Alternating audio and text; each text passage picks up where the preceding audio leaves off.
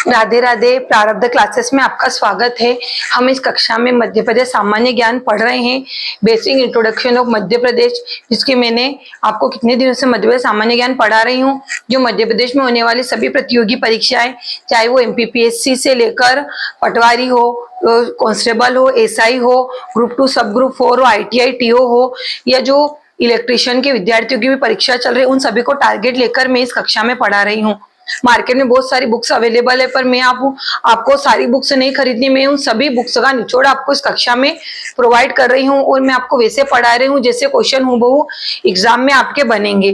मैं आपको कोई वेस्ट कंटेंट नहीं पढ़ा रही हूँ या ज्यादा थ्योरी नहीं पढ़ा रही, मैं सिर्फ आपको फैक्ट पढ़ा रही हूँ कि क्वेश्चन हमारे फैक्ट से ही बनते हैं। अगर हम थ्योरी ज्यादा मटेरियल पढ़ेंगे तो हमें ये चीजें याद करने में दिक्कत आ जाएगी, इसलिए हम डायरेक्ट फैक्ट पढ़ेंगे जहां से हमारे प्रश्न आते हैं। तो मैंने आपको पिछली कक्षाओं में मध्य प्रदेश सामान्य ज्ञान के बारे में बताया था कि स्थापना कब हुई, कौन कौन सी राजधानियां हैं, क्षेत्रफल कितना है मध्य प्रदेश का, और सीमावर्ती जिले, मध्य प्रदेश की सीमाओं पर स्थित जिले, राज्य, ये सब जानकारी मैं आपको दे चुकी है पिछली कक्षाओं में। और इससे पहले हमने जो अभी पिछली कक्षा हुई थी, हम उसका रिविजन करते हैं, क्योंकि मैं पढ़ाने से पहले मैंने कल क्या पढ़ा है उसका रिविजन में विद्यार्थियों को करवा दूं ताकि हमें पता रहे। और जो विद्यार्थी आज ये पहली कक्षा ले रहे हैं, मैं उससे निवेदन करूंगी कि आप मेरी जो पिछली कक्षाएं जो मैंने मध्य प्रदेश सामान्य ज्ञान की पढ़ा दी हैं, आप उन कक्षाओं को भी ले, ताकि आपको समझ में आए और आपकी कंटिन्यूटी बनी रहे, ताकि आपको ये कक्षा अच्छे से समझ में आएगी। क्योंकि मैंने उसमें 0 से शुरू करा है कि मध्य प्रदेश कैसे बना, क्या स्थिति है, कैसे क्या राज्य है, क्या है, तो आपको समझ में आएगा। और मेरा पढ़ाने का तरीका ये है जो मैं आपको डेली कक्षा में बताती हूँ कि मैं इस हिसाब से पढ़ा रही हूँ कि जो विद्यार्थी पहली बार मध्य प्रदेश सामान्य ज्ञान पढ़ रहा है उसे भी आसानी से सामान्य ज्ञान समझ में आए। हमने पहले बेसिक चीजें पढ़ी थी मध्य प्रदेश के बारे में, फिर मैं धीरे धीरे लेवल बढ़ाते जा रही हूँ ताकि आपको समझ में आए। क्योंकि मध्य प्रदेश की जो भर्ती परीक्षाएं होती हैं उन सभी में मध्य प्रदेश का वेटेज अच्छा खासा रहता है। उसमें कठिन प्रश्न भी पूछे जाते हैं तो आसान प्रश्न भी पूछे जाते हैं। और बहुत सारे विद्यार्थी क्या करते हैं कि डीप पढ़ने के चक्कर में ऊपर के सामान्य क्वेश्चन पढ़ते ही नहीं, वहां सामान्य क्वेश्चन आ जाते तो हम उन क्वेश्चन को गलत करके आ जाते। तो हमें टफ क्वेश्चन भी पढ़ना है और आसान क्वेश्चन भी पढ़ना है ताकि हमारे क्वेश्चन गलत ना हो, क्योंकि एक नंबर महत्वपूर्ण रहता है हमारे सिलेक्शन के लिए। तो हम इसी हिसाब से पढ़ रहे हैं कि हम पूरा मध्य प्रदेश कवर कर लें। हमने पहले बेसिक से शुरू करा था और धीरे धीरे हम हाई लेवल के क्वेश्चन पढ़ने लगे। आपको पता भी नहीं चलेगा कि आप टफ क्वेश्चन भी वहां परीक्षा में आसानी से कर लेंगे। ठीक है, तो अब हम कल क्या पढ़ा उसका रिवीजन करते हैं, उसके बाद मैं कक्षा आपकी शुरू करती हूँ। तो कल मैंने आपको मध्य प्रदेश की राजनीतिक स्थिति बताई थी।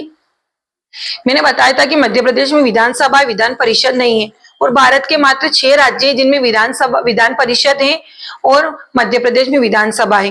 जो विधान परिषद है वह उच्च सदन होता है और विधान परिषद उच्च सदन होता है और विधानसभा निम्न सदन होती है। जो विधान परिषद है वह अनुच्छेद 169 में आता है और जो हमारी विधानसभा है मध्य प्रदेश में विधानसभा है, तो आपसे पूछ लिया जाएगा जीके में क्वेश्चन कि विधानसभा किस अनुच्छेद में आता है, तो विधानसभा अनुच्छेद 170 में आता है। मैंने कल लिखवाया था और आपने नोट नहीं किया हो तो इसे नोट कर ले, क्योंकि प्रश्न ऐसे ही बनते हैं।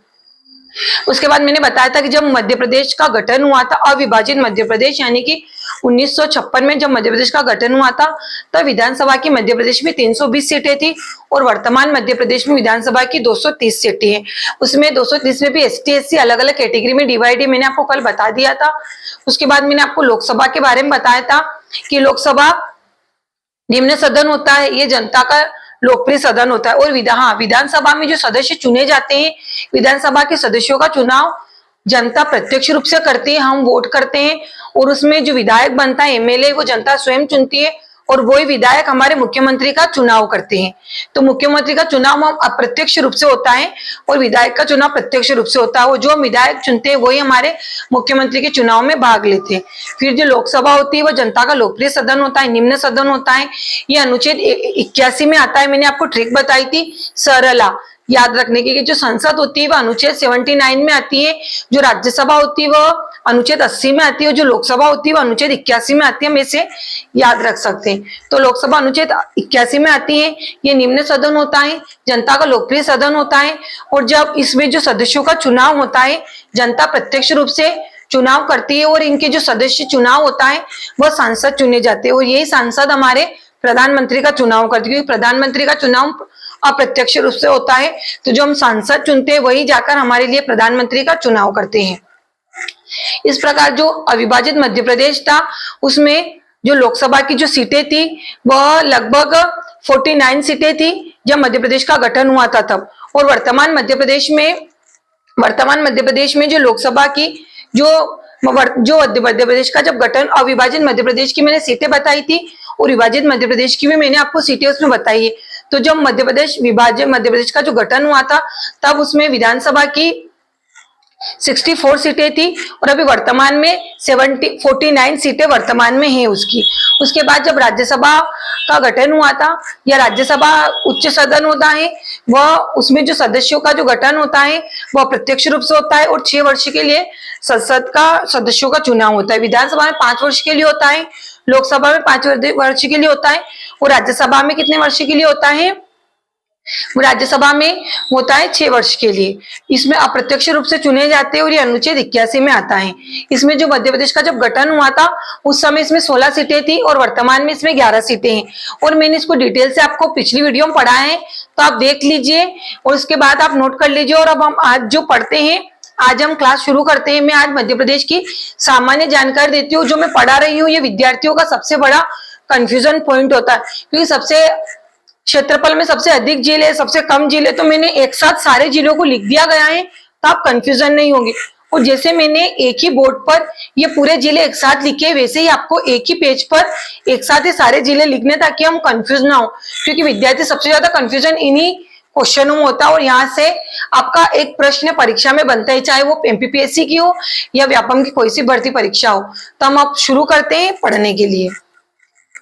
देखिए, मैं आज आपको पढ़ा रही हूँ मध्य प्रदेश का क्षेत्रफल, है ना। मध्य प्रदेश का मैंने आपको जो लोकसभा की सीटें बताई थी, जब मध्य प्रदेश का जो अविभाजित मध्य प्रदेश था तब लोकसभा की 39 सीटें थी और जब मध्य प्रदेश का गठन हुआ तब उसमें 29 सीटें रह गई, है ना। तो आप कल की कक्षा में देख लीजिए, अच्छे से नोट कर लीजिए। और आपको जैसे मैंने याद करा, वैसे याद करने की मैंने ट्रिक भी बताई थी, तो आपको याद रखना जरूरी कि कौन सी सीटें कितनी थी। अब मैंने बताया मध्य प्रदेश की अन्य जानकारी की ये क्या क्या है। तो हम सबसे पहले देखेंगे मध्य प्रदेश का क्षेत्रफल। मध्य प्रदेश का क्षेत्रफल कितना है? 3,08,252 क्षेत्रफल। अब है ना, बहुत सारी किताबों में आपको क्षेत्रफल 3,08,245 भी मिलेगा। अब 245 कैसे? क्योंकि जब मध्य प्रदेश का जो विभाजन हो रहा था 2000 में, जब मध्य प्रदेश छत्तीसगढ़ से अलग हुआ था, तो वहां पर सीमा है किरार घाटी करके क्षेत्र है, करार घाटी। क्या है? किरार घाटी क्षेत्र है, जिसमें विवाद चल रहा है कि छत्तीसगढ़ बोलता है क्षेत्र हमारा है, मध्य प्रदेश बोलता है क्षेत्र हमारे इसमें आता है। तो किताबों में आपको 245 भी दिखने को मिलता है और 252 पर हमें 252 याद रखना है। ऑप्शन में अगर दोनों पूछ लिए जाएंगे कि 245 252, तो ऑप्शन वैसे ही, है ना, हटा दिया जाएगा, क्योंकि या तो 252 पूछा जाएगा या 245 पूछा जाएगा। तो वर्तमान मध्य प्रदेश का क्षेत्रफल कितना है? 3,08,252 वर्ग किलोमीटर, है ना, हमें याद रखना है। और 245 भी बहुत सारी बुक में दिया हुआ है। मैंने बताया कि मध्य प्रदेश और छत्तीसगढ़ में विवाद चल रहा है, इसलिए क्षेत्रफल कहीं कहीं आपको 245 भी देखने को मिलता है। इस क्षेत्रफल में सबसे बड़ा जिला मध्य प्रदेश का क्या है? शिवपुरी। क्या जिला है क्षेत्रफल में सबसे बड़ा मध्य प्रदेश का? शिवपुरी जिला क्षेत्रफल में मध्य प्रदेश का सबसे बड़ा जिला है ना। फिर सबसे छोटा जिला क्षेत्रफल में निवाड़ी। क्षेत्रफल यानी कि कितने ज्यादा भाग में वो जिला फैला हुआ है ना। तो सबसे बड़ा जिला क्षेत्रफल में शिवपुरी है और सबसे छोटा क्या है? निवाड़ी। ये 2011 के हिसाब से मैं आपको पढ़ा रही हूँ, है ना, 2011 की हिसाब से। उसके बाद जनसंख्या हम देखेंगे 2011 की जनगणना के हिसाब से, क्योंकि जनगणना प्रत्येक 10 वर्ष में होती है और अभी 2011 के बाद जनगणना हुई नहीं, क्योंकि कोविड आ गया था। जनगणना अभी तक चल रही, जनगणना पूरी नहीं हुई है हमारी ना। तो प्रश्न 2011 की जनगणना के हिसाब से आपसे पूछा जाएगा। तो जनसंख्या 2011 के हिसाब से मध्य प्रदेश की जनसंख्या कितनी है? 7.26 करोड़, है ना। ये क्या है? 2011 के हिसाब से, है ना। तो 2011 के हिसाब से मध्य प्रदेश की जनसंख्या कितनी? 7.26 करोड़ मध्य प्रदेश की जनसंख्या है। फिर अधिकतम जनसंख्या वाला जिला मध्य प्रदेश का है इंदौर। ये 2011 के हिसाब से अधिकतम जनसंख्या वाला जिला है मध्य प्रदेश का इंदौर। न्यूनतम जनसंख्या वाला जिला मध्य प्रदेश का है निवाड़ी और यहाँ पे मैंने लिखा है न्यूनतम जनसंख्या वाला जिला मध्य प्रदेश का हरदा। आप बोलोगे कि मैडम दोनों जिले कैसे, तो ये वर्तमान के हिसाब से है, क्योंकि वर्तमान में निवाड़ी जिला नया बना था ना, तो वर्तमान के हिसाब से आपसे पूछा जाए कि वर्तमान, प्रश्न आपको ध्यान से पढ़ना है कि 2011 लिखा हुआ है कि वर्तमान लिखा हुआ है। तो आपसे पूछा गया है कि वर्तमान जनसंख्या के हिसाब से मध्य प्रदेश का सबसे छोटा जिला कौन सा है जनसंख्या के हिसाब से वर्तमान में, तो निवाड़ी। और अगर 2011 की जनगणना के हिसाब से पूछे कि 2011 की जनगणना के हिसाब से मध्य प्रदेश का जनसंख्या में सबसे छोटा जिला कौन सा है, तो हरदा। मैं आपको बता भी रही हूँ कि प्रश्न कैसे परीक्षा में पूछे जाते हैं। प्रश्न ऐसे परीक्षा में पूछे जाते हैं, तो अगर वर्तमान लिखा हो, प्रश्न हमेशा हमें ध्यान से पढ़ना, हड़बड़ी में हम गलती कर देते, तो वर्तमान लिखा हो तो निवाड़ी और 2011 लिखा हो तो हरदा। उसके बाद हम साक्षरता देखते हैं कि साक्षरता मध्य प्रदेश की कितनी है। मध्य प्रदेश की साक्षरता दर है 69.35%, यानी कि 69 के बाद हम संख्या साथ में नहीं पढ़ते ना, 35 नहीं पढ़ेंगे। हमारा गणित का नियम है कि दशमलव के बाद अंकों को एक एक करके पढ़ा जाता है, तो 69.35% क्या है हमारे मध्य प्रदेश की साक्षरता दर। प्रश्न कांस्टेबल में और कितनी भर्ती परीक्षाओं में पूछा गया है ना। तो मध्य प्रदेश की साक्षरता दर है 69.35%। और मैं मध्य प्रदेश की जनगणना पढ़ाऊंगी तो आपको फिर वो डिटेल्स में पढ़ाऊंगी कि पुरुषों की कितनी प्रतिशत है, महिलाओं की कितनी प्रतिशत है। पर हम अभी बेसिक देख रहे हैं कि बेसिक प्रश्न यहाँ से बनते हैं। फिर अधिकतम साक्षरता वाला जिला जबलपुर है ना। मध्य प्रदेश का सबसे अधिक साक्षरता वाला जिला कौन सा है, जबलपुर की साक्षरता मध्य प्रदेश में सबसे ज्यादा है। फिर न्यूनतम साक्षरता वाला जिला अलीराजपुर, क्या है अलीराजपुर सबसे कम साक्षरता वाला जिला है। और मैं अलीराजपुर के बारे में क्या फैक्ट बताया था आपको कि अलीराजपुर मध्य प्रदेश का पश्चिमी जिला है ना। पश्चिमी जिला कौन सा है मध्य प्रदेश का, अलीराजपुर। और जबलपुर क्या है, मध्य प्रदेश का अधिकतम शिक्षित जिला। और जबलपुर को क्या कहा जाता है, और क्या बताया था मैंने, यह मध्य प्रदेश की संस्कार राजधानी क्या है, जबलपुर है ना। जबलपुर मध्य प्रदेश की संस्कार राजधानी है। और संस्कार राजधानी में ऐसे भी आ सकते हैं, पढ़े लिखे लोग ज्यादा है तो संस्कार ही होंगे ना। और मध्य प्रदेश के सर्वाधिक साक्षरता कहां पर है, जबलपुर में है। उसके बाद हम मैंने जनसंख्या वाले एक साथ नीचे लिखे ताकि आप कंफ्यूज ना हो। यहाँ लिखा मैंने जनसंख्या 2011 के अनुसार। अब जनसंख्या वृद्धि, ये जो जनसंख्या जहाँ है वर्तमान की, वो पर वृद्धि कहाँ हो रही है, तो मध्य प्रदेश का अधिकतम जनसंख्या, ये वृद्धि पढ़ना है हमें ना। मध्य प्रदेश का अधिकतम जनसंख्या वृद्धि वाला जिला, ऐसे नहीं पढ़ना मध्य प्रदेश का अधिकतम जनसंख्या वाला जिला नहीं, मध्य प्रदेश का अधिकतम जनसंख्या वृद्धि वाला जिला। प्रश्न अगर आप ध्यान से पढ़ोगे तो आप गलत नहीं करो। आधे बच्चे तो प्रश्न ध्यान से पढ़ते ही नहीं है विद्यार्थी, तो आसान क्वेश्चन भी वहां गलत करके आ जाते, क्या प्रश्न सही से ना पढ़ने की वजह से। तो मध्य प्रदेश का अधिकतम जनसंख्या वृद्धि वाला जिला है इंदौर, जिसकी जनसंख्या वृद्धि दर है 32.9% है ना। 32.9% जनसंख्या वृद्धि दर है। फिर मध्य प्रदेश का न्यूनतम जनसंख्या वृद्धि, ये वृद्धि हमें ध्यान से पढ़ना है। न्यूनतम जनसंख्या वृद्धि वाला जिला है अनूपपुर, जिसकी जनसंख्या वृद्धि दर क्या है, 12.3%। कितनी है, 12.3%। अब अगर आप न्यूनतम नहीं पढ़ोगे है ना, आपने पढ़ लिया कि हमने हड़बड़ी में वृद्धि पढ़ा ही नहीं कि मध्य प्रदेश का न्यूनतम जनसंख्या वाला जिला। अब अनूपपुर भी लिखा हुआ मिलेगा, निवाड़ी हरदा, तो हमने वृद्धि तो पढ़ा ही नहीं, तो हम हरदा लगा के आ गए है ना। तो हमें पढ़ना है कि वृद्धि लिखा हुआ है कि सिर्फ न्यूनतम लिखा हुआ। अगर न्यूनतम जनसंख्या वाला जिला पूछे तो हरदा 2011 के अनुसार, न्यूनतम जनसंख्या वाला जिला निवाड़ी वर्तमान के अनुसार, और मध्य प्रदेश का न्यूनतम जनसंख्या वृद्धि वाला जिला अनूपपुर। इसलिए मैंने साथ में लिखे क्या हम इन पॉइंट में कंफ्यूज ना हो। फिर लिंगानुपात, अब लिंगानुपात किसे कहते हैं, देखो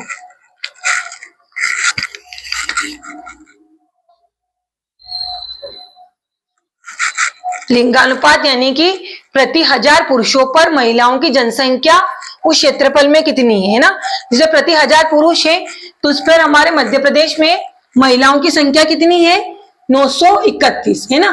तो कितने, 1000 में से कितने कम हो गए, ये 1000 में से अगर हम माइनस करें तो यहाँ पर 9 9 और यहाँ पर कितने रह गए, 9 में से 3 69 है ना। तो कितने, यानी कि 69 पुरुष हमारे मध्य प्रदेश में कुंवारे ही रह जाएंगे, क्योंकि 69 महिलाएं है ही नहीं। ये लिंगानुपात वहां के राज्य का लिंगानुपात बताता है। तो हमारे मध्य प्रदेश का लिंगानुपात कितना है, 931। यह प्रश्न पूछा गया है। ये प्रश्न क्या, सारे प्रश्न पूछे गए हैं किसी ना किसी परीक्षा में। तो मध्य प्रदेश का लिंगानुपात क्या है, 931। 931 है ना, 931 मध्य प्रदेश का लिंगानुपात है।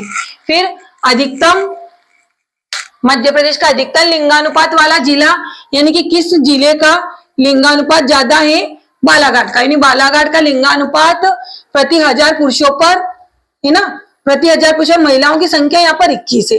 यानी कि यहाँ पर सोच लो कि 21 महिलाएं कुंवारी रह जाएंगी, क्योंकि 21 पुरुष है ही नहीं। मतलब मैं बता रही हूँ कि आप चीजें याद रखो, क्योंकि लिंगानुपात ऐसे निकाला जाता है। तो वहां पर बालाघाट में महिलाओं की संख्या ज्यादा है, वहां का लिंगानुपात सर्वाधिक है। देखिए यहाँ पर पुरुषों की संख्या में महिलाओं की संख्या वहां पर ज्यादा है। ये 2011 के जनगणना के अनुसार मैं आपको बता रही हूँ। फिर न्यूनतम लिंगानुपात वाला भिंड, यानी कि यहाँ पर 1000 पुरुषों में महिलाओं की संख्या कितनी कम है